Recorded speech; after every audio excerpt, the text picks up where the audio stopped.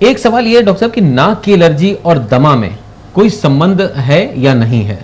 मनीष जी, ऐसा मान लीजिए हम इस कमरे में बैठे हुए हैं जी। और बगल के कमरे में आग लग जाए तो हम यहाँ शांत बैठे नहीं रह सकते। आपके पड़ोसी के घर में आग लग जाए, आप भी हलचल में आ जाओगे, सामान बटोरने लगोगे, चीजें संभालने लगोगे, पानी की बाल्टी जुटाओगे, कहाँ है, फायर ब्रिगेड को फोन करोगे जी।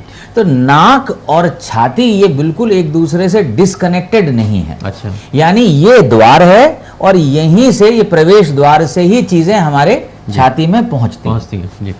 तो नाक की एलर्जी के संपर्क में हवा के जो प्रदूषक हैं या वो तमाम कारक तत्व हैं जिनसे दमा या इस तरह की एलर्जीज होती हैं, वो पहले संपर्क में आएंगे, छाती में वो बाद में प्रवेश करेंगे। तो नाक की एलर्जी एक बड़ी समस्या है, दमा उससे जुड़ा हुआ है, लेकिन दमा छोटी समस्या है।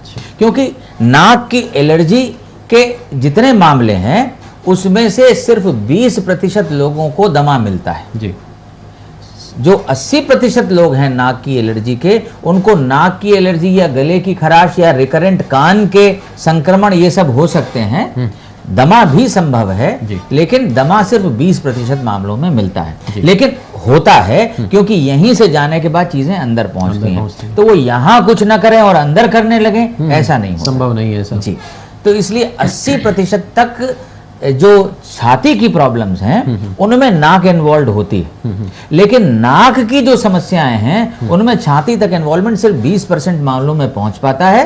80% मामलों में वो नाक और आसपास के यानी ईएनटी के एरिया में सिमट के रह जाता है।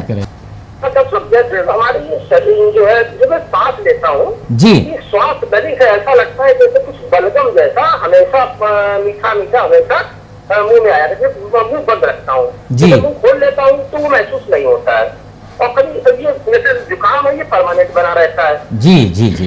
देखिए अभी जो थोड़ी देर मैं समझ गया, जो थोड़ी देर पहले मैंने नाक की एलर्जी के बारे में कहा है, आपकी समस्या वही है, ये एलर्जिक राइनाइटिस है यानी नाक की एलर्जी।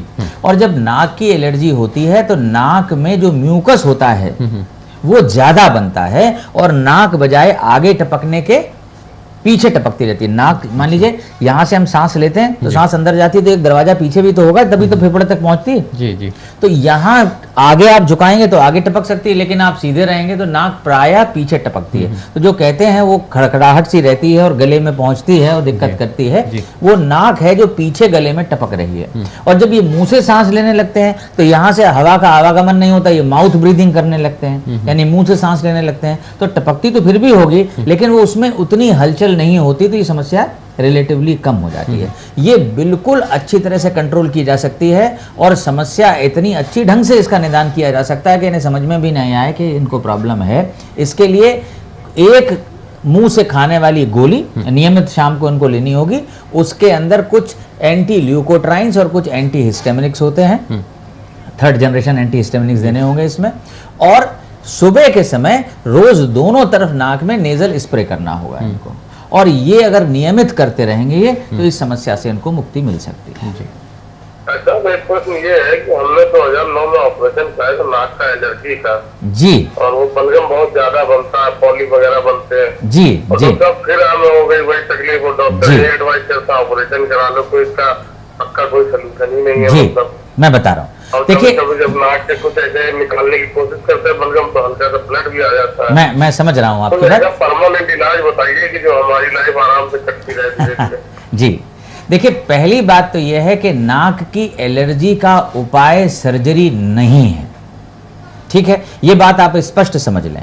लेकिन अगर एलर्जी को आप अनियंत्रित हो जाने देंगे और उसकी वजह से जटिलताएं निर्मित हो जाएंगी, जैसे नाक की हड्डी बढ़ जाए, नाक का पर्दा टेढ़ा हो जाए, नाक का मांस लटक आए, साइनसेस जो हमारे गाल में दोनों तरफ कैविटीज होती हैं, जैसे तबला आपका है अंदर से खोखला होता है, सितार है अंदर से खोखला होता है, तो आवाज को रेजोनेंस देने के लिए आपको एक खोखला कहीं स्ट्रक्चर चाहिए।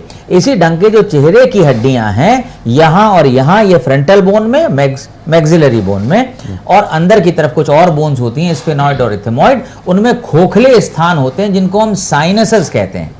इनके अंदर जब कभी बलगम भर जाता है या मवाद भर जाता है और इनका द्वार बंद हो जाता है, तो कई बार स्थिति पर तीव्रता से नियंत्रण पाने के लिए, और दूसरा टेढ़े पर्दे को सीधा करने के लिए राइनोप्लास्टी कहते हैं ऑपरेशन का नाम, या नाक का मांस लटक जाता है, पॉलिप बन जाता है, उसको हटाने के लिए, बाधा को दूर करने के लिए कभी सर्जरी की जा सकती है। लेकिन वो सर्जरी आपको तात्कालिक कुछ रिलीफ देगी, लेकिन वो मुकम्मल समाधान नहीं है, क्योंकि वो एलर्जी को एड्रेस नहीं कर रही, एलर्जी से पैदा हुई जटिलताओं को एड्रेस कर रही है।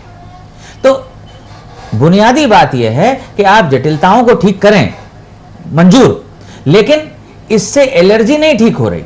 अगर एलर्जी ठीक करना चाहते हैं तो जो मैंने अभी थोड़ी देर पहले उपाय बताया, शाम को खाने वाली एक गोली और नाक में डालने वाला स्प्रे, ये अगर आप निरंतर नियमित करते रहेंगे तो नाक की एलर्जी आपको दुखी नहीं करेगी, एलर्जी भी ठीक हो जाएगी। और जब एलर्जी स्वयं शांत रहेगी, उभार नहीं पाएगी, तो जो उससे जटिलताएं पैदा हो रही हैं वो भी बच जाएंगी। तो आपने शायद ऑपरेशन तो कराया, लेकिन निरंतर नियमित नाक की एलर्जी को रोके रहने वाला जो उपाय था वो लगातार नहीं किया, इसलिए फिर दोबारा जटिलताएं पैदा हो गई। देखिए, मोटी बात है, या तो आप दमा और नाक की एलर्जी की छाती पर और नाक पे खुद सवार हो जाइए, और नहीं तो ये आपकी छाती और नाक पे सवार हो जाएंगे।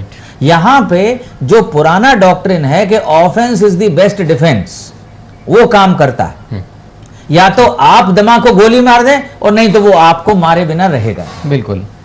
और यही नाक की एलर्जी का भी है। या तो आप नाक की एलर्जी को नथ के रखें, और नहीं तो वो आपके नाक में नकेल डाल देगी। सर, मेरी जो राइट हैंड की जो नोज है सर, होल है सर, उसमें हड्डी बढ़ गई है सर नाक की। सर, उसके ऑपरेशन के अलावा कोई मेडिसिन से ये सही नहीं होती है क्या? देखिए, हड्डी बढ़ गई है तो वही है, अगर आप तत्काल बहुत तेजी से रिलीफ पाना चाहते हैं तो भाई हड्डी को हटवाइए या छोटा करवाइए।